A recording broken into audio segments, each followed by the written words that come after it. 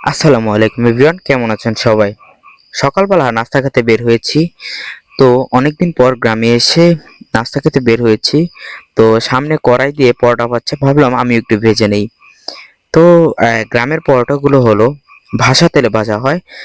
আহ, খামিরটা বানানোর পরে রুটি বেলে জাস্ট জাতা দিয়ে ধরে এটাকে আহ, পোড়া পোড়া হওয়ার আগ পর্যন্ত রাখা হয়, তারপর নামিয়ে নেওয়া হয়।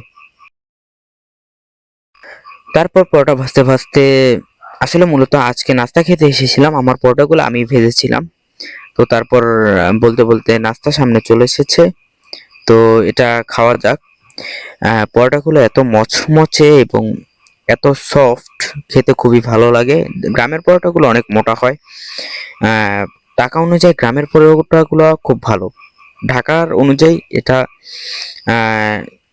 প্রাইস অনুযায়ী মানে ঠিক আছে, পরিমাণটা অনেক মোটা, খেতেও সুস্বাদু। তো ঠিক আছে, সবাই ভালো থাকবেন, সুস্থ থাকবেন। ভিডিওটি কেমন লেগেছে অবশ্যই জানাবেন কমেন্টে। পেজটিকে ফলো করতে ভুলবেন না। আসসালামু আলাইকুম।